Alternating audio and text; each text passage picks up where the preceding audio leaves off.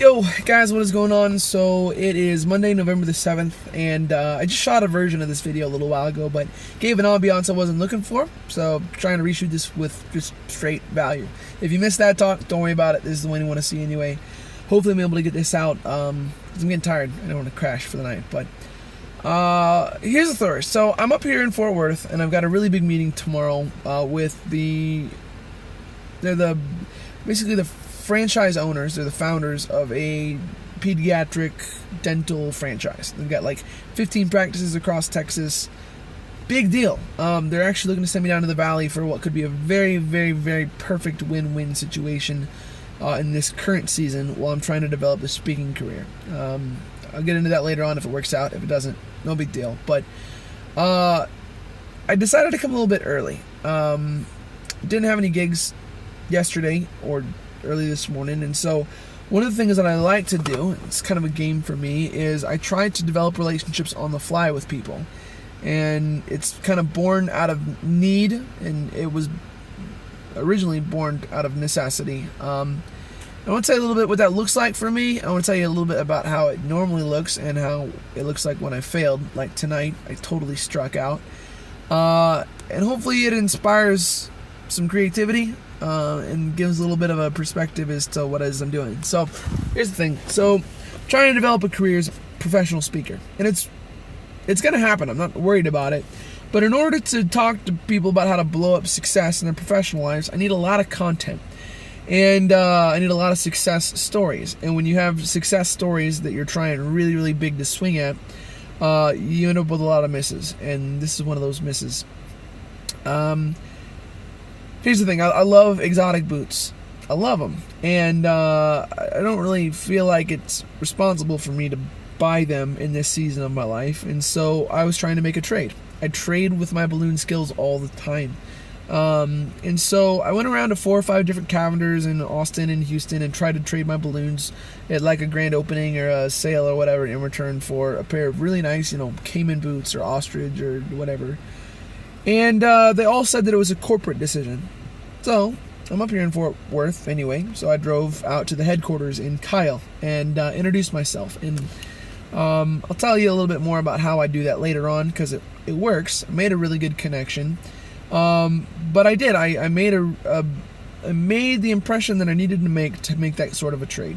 And so the marketing director for all of Cavender's is having me show up for a grand opening in Round Rock, Texas on March of next year. It's a couple months away.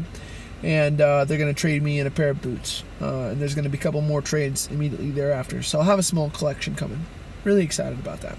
That's the kind of nature of the trade that I make. I'm able to give them a certain amount of value without charging them a normal rate, and to barter. It's an easy sell that's low risk.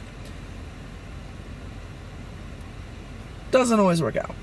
So often, when I go to a different city, I'll do the same sort of trade with a free hotel stay for the night.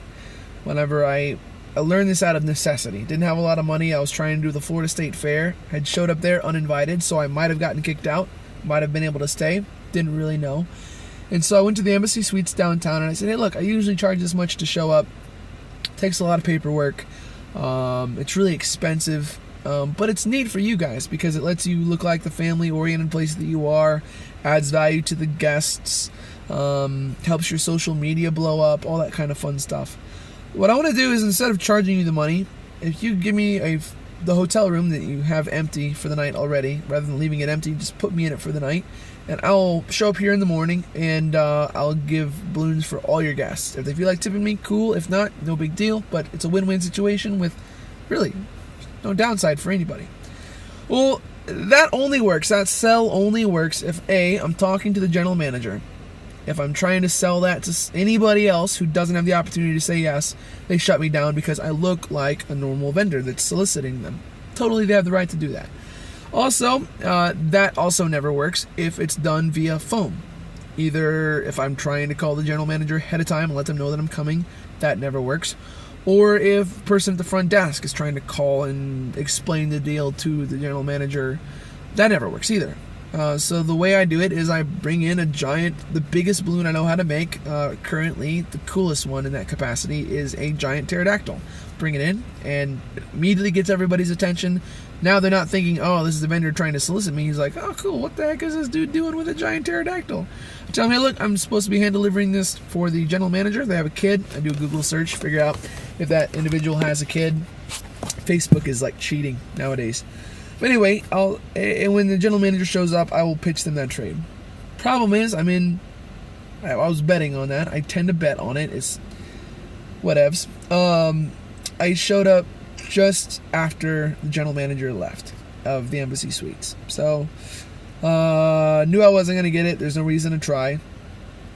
So I went to the Renaissance. There's a bunch of them. Anyway, all of them. General managers either already left or weren't in touch or said no. The worst one was the Hilton.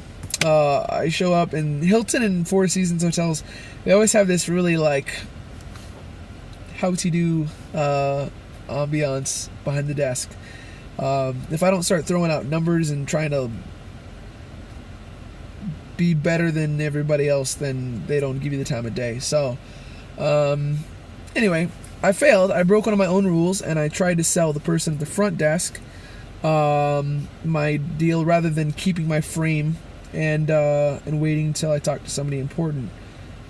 Long story short, I struck out and don't have a hotel room for the night.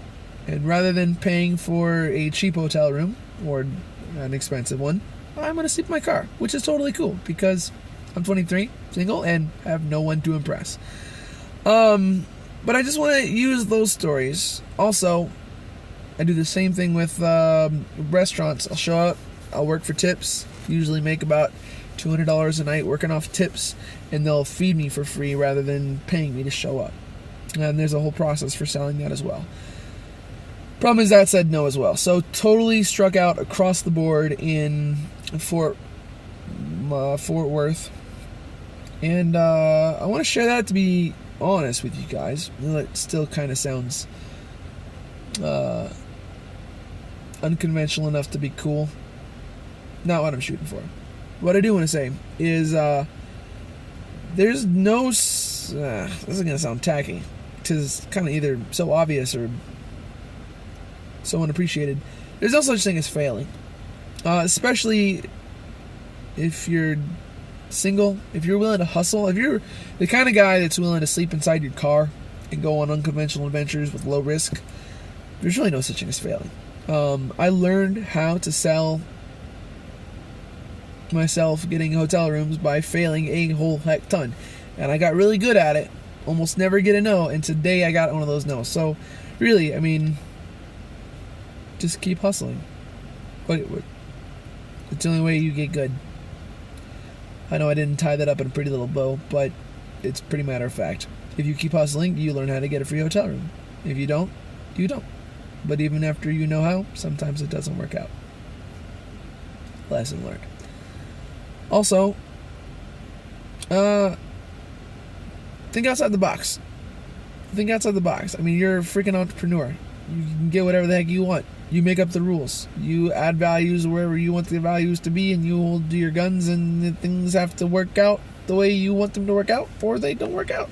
Create win-win situations for everybody, and get this, everybody wins. Except for whenever nobody wins, in which case you sleep in a car. Which, BT dubs, Hyundai Sonatas, not comfortable to sleep in. Slept in it last night. No good. But not going to reward myself for not accomplishing my goal. So, anyway, this is going to make a great story in a couple of years. Till then, don't have a woman I have to take care of. And totally cool with failing in the biggest possible ways. And I'm all about playing the game. Sometimes you hit it big. Sometimes you strike out. But usually the people that swing the hardest tend to strike out a whole heck of a ton. And tonight I struck out. Blow up success, my friends. We'll talk soon.